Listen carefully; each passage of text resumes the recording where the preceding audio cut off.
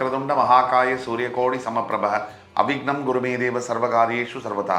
தென்னாட்டுடைய சிவனை போற்றி, என் நாட்டவர்க்கும் இறைவா போற்றி.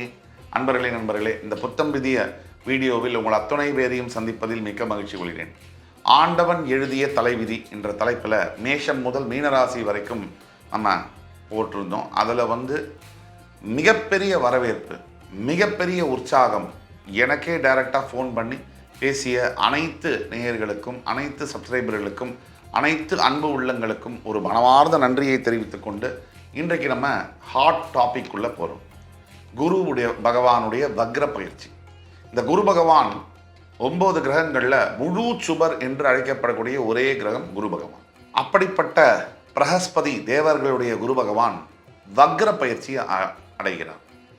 சரியாக அக்டோபர் 9, 2024 முதல் பிப்ரவரி 4, 2025 வரை தற்பொழுது ரோகிணி நட்சத்திரத்தில் ரிஷபராசியில் பிரவேசம் செய்யக்கூடிய குரு பகவான் சில நாட்களில் அக்டோபர் 9ஆம் தேதியை நெருங்கும் பொழுது மிருகசீரிட நட்சத்திரத்தில் பிரவேசம் செய்து அதிலே வக்ரகதியை பெறுவார்.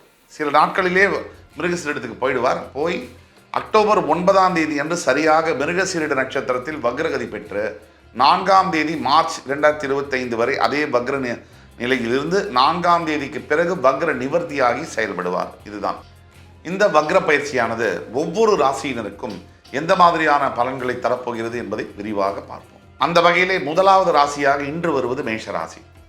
காலபுருஷனின் முதல் வீடு மேஷராசி. செவ்வாய் பகவான் ஆதிக்கம் செலுத்தக்கூடிய மூலத்திரியோணம் அடைந்த ஒரு வீடு. இந்த மேஷராசி என்பவர்களுக்கு பல தனி சிறப்புகள் இருக்கல. முதல் தனி சிறப்பு என்பது உழைப்பு. ஒரு காரியத்தை எடுத்து அதை சரிவர செய்யும் யோகமும் அதை சரிவர செய்யும் திறனும் பெற்ற அனைத்து மேஷராசி என்பவர்களுக்கும் இந்த குரு பயிற்சியானது எப்படி இருக்கும் என்பதை பற்றி பார்ப்போம்.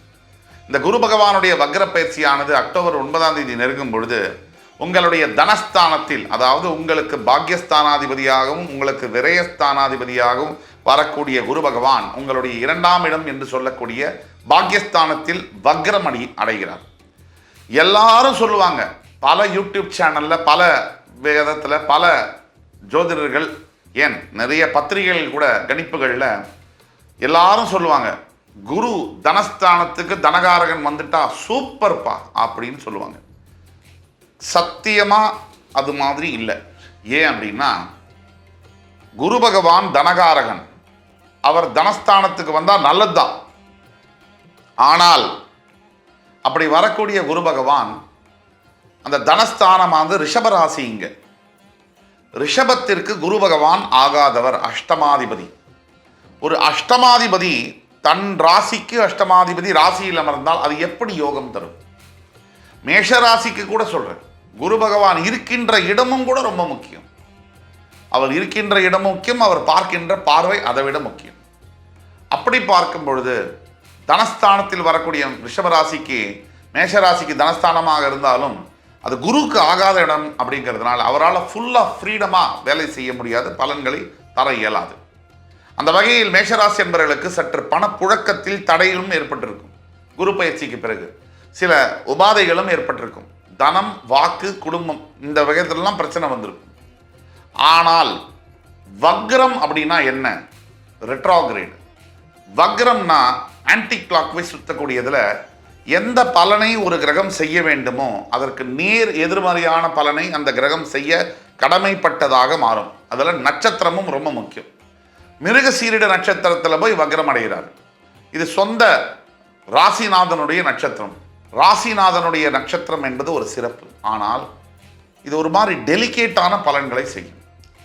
குரு பகவான் உங்களுடைய ராசிநாதன் செவ்வாயுடைய நட்சத்திரத்தில் வக்ரகதி அடைவது மிக்சட் பலன்கள்னு சொல்லுவோம். கலந்த பலன்களை செய்ய கடமைப்பட்டது. எப்படின்னா, இது நாள் வரைக்கும் பணம் விஷயமாக தேங்கி கிடந்த கடன் சுமைகள், பணப்புழக்கம், கொடுத்த பணம் வரல, நம்மளால் பணம் வாங்கினதை கொடுக்க முடியல, அப்படிங்கிற நிலைமை என்பது மாறும். இரண்டாவதாக, குடும்பத்தில் நல்ல வார்த்தைகளின் மூலியமாக, பேச்சுவார்த்தைகளின் மூலியமாக ஒரு நல்ல சுமூகமான ஒற்றுமையான சூழ்நிலை என்பது நிலவும். இதை தவிர நீங்கள் கொடுத்த வாக்கை அதில் பிரச்சனைகள் வரும். நீங்கள் ஒரு வாக்கு கொடுக்குறீங்க அப்படின்னா அந்த இடத்துல பிரச்சனைகள் வரும். கொடுத்த வாக்கை நிறைவேற்ற முடியாத சூழ்நிலைகளில் மாட்டிக்கொள்ளக்கூடும். அதனால சிறு சிறு பிரச்சனைகள் வரலாம். இப்போ குரு பகவானுடைய பார்வைகள் 5, 7, 9 இந்த மேஷராசிக்கு எந்தெந்த இடத்தை வக்ரகதியில் இருக்கக்கூடிய குரு பகவான் பார்க்கிறார் என்பதை பற்றி பார்ப்போம். குரு பகவான் பார்க்கின்ற பார்வைக்கு என்றுமே பலம் அதிகம். இந்த விதத்தில் குரு வக்ரமாகும் போது இந்த காலகட்டத்தில் அக்டோபர் 9 முதல் மார்ச் 4ஆம் தேதி வரை 5ஆம் பார்வையாக கன்னி உங்களுடைய 6ஆம் இடத்தை பார்க்கும் பொழுது உங்களுக்கு சில தேவையில்லாத விரோதங்கள் வரக்கூடும். அதாவது வேலை செய்யக்கூடிய இடத்துலையா இருக்கட்டும், வீட்லையா இருக்கட்டும், சொந்தக்காரங்க மாதிரி, எஸ்பெஷலி ஒய்ஃப் ரிலேஷன் சைட்லேருந்து தேவையில்லாத வாக்குவாதங்கள், தேவையில்லாத விரோதங்கள் வருவதற்கான வாய்ப்பு 100% உண்டு. நண்பன் கூட சில சமயம் உங்களுக்கு எதிரியாக மாறக்கூடிய விஷயங்களும் இந்த காலகட்டத்தில் நடக்கலாம். அதே மாதிரி 7ஆம் பார்வையாக உங்களுடைய 8ஆம் வீடு என்று சொல்லக்கூடிய ஆயுள் ஸ்தானத்தை குரு பகவான் பார்க்கும் பொழுது உங்களுக்கு சில உடல் உபாதைகள் வரலாம். அதாவது ஆரோக்கியம் சம்பந்தப்பட்ட பிரச்சனைகள், இதில் நல்லதும் உண்டு.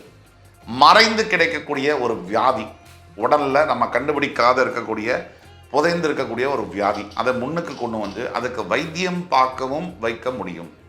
அந்த வைத்தியம் பார்ப்பதன் மூலியமாக உடல் பிரச்சனை என்பது, ஆரோக்கிய பிரச்சனை என்பது தீர்ப்பதற்கான ஒரு வாய்ப்பும் ஏற்படும். இது முழு சுப கிரகமான குரு பகவான் செய்யக்கூடிய ஒரு பலனாகும். அடுத்தபடியாக அவருடைய 9ஆம் பார்வையாக உங்களுடைய 10ஆம் வீடு என்று சொல்லக்கூடிய தொழில் ஸ்தானத்தை குரு பகவான் பார்க்கும் பொழுது வேலை மாற்றங்கள் நடக்கக்கூடிய வாய்ப்புகள் இருக்குது. ஒரு இடத்திலிருந்து ஒரு இடத்துக்கு டிரான்ஸ்ஃபர் ஆகிறது, புதிய வேலை வாய்ப்புகளை நோக்கி பயணப்படுவது, இப்படிங்கிற மாதிரியான விஷயங்கள் இருக்குது. ஆனால் இந்த புதிய மாற்றங்கள், புதிய வேலை வாய்ப்பாக இருந்தாலும் டிரான்ஸ்ஃபர்ஸ் ஆக இருந்தாலும் சில சேலஞ்சஸ்க்கு மத்தியில் அது நடக்கும். சுலபமாக அது ஃப்ரீ ஃப்ளோவாக அது நடக்கிறதுக்கு உண்டான வாய்ப்புகள் குறைவு. இதுதான் முக்கியம். ஒட்டு மொத்தத்தில் இந்த மேஷராசி அன்பர்களுக்கு பரிகாரம் அப்படின்னு நம்ம செய்ய போனோம்னா நான் 3 விஷயங்களை சொல்ல விருப்பப்படுறேன். முதல் ஒன்று, குரு பகவானுடைய காயத்ரி மந்திரம், ஓம் ரிஷபத்வஜாய வித்மஹி கிருணிஹஸ்தாய தீமஹி தன்னோ குரு பிரச்சோதயாத். இந்த மந்திரம் 21 முறை நீங்கள் யூடியூப்பில் இருக்குது, அதாவது யூடியூப்பில் ப்ளே பண்ணி கூட கேட்கலாம். உங்களால் முடிஞ்சால் நீங்கள் சொல்லலாம்.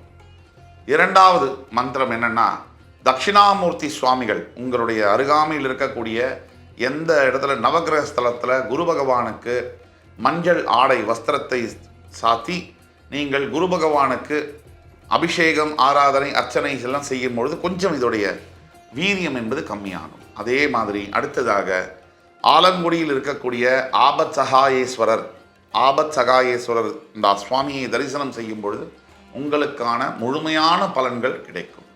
ஒட்டு மொத்தத்தில் அனைத்து மேஷராசி அன்பர்களும் நீங்கள் நினைக்கிற போல குரு பகவான் இது நாள் வரைக்கும் உங்களுக்கு நல்லது செஞ்சிட்டு இருந்தார் அப்படின்னு மற்ற இடத்துல சொல்லக்கூடியது பொய். குரு பகவான் உங்களுக்கு 2ஆம் இடத்தில் இருக்கும்போது சில சுமைகளை தரத்தான் செய்திருக்கிறார். ஆனால் இந்த வக்ர பயிற்சி ஆகும்போது அதில் ஒரு 60% நல்ல பலனை செய்வதற்காக அக்டோபர் 9 முதல் இந்த மார்ச் 4ஆம் தேதி 25ஆம் ஆண்டு வரைக்கும் உங்களுக்கு அக்டோபர் 9, 2024லேருந்து 4th February 2025 வரைக்கும் நல்ல பலன்களை தருவதற்காக வருகிற நம்ம பரிகாரங்கள் சொன்ன மாதிரி நீங்கள் செய்யும் பொழுது 100% உங்கள் வாழ்க்கையில் நீங்கள் வெற்றியடைய முடியும் என்ற நம்பிக்கையுடன் மறுபடி உங்கள் எல்லோரையும் சந்திக்கும் வரை உங்களிடமிருந்து விடைபெறுவது உங்கள் சுபாஷ் பாலகிருஷ்ணன். நன்றி, வணக்கம், வாழ்க வளமுடன்.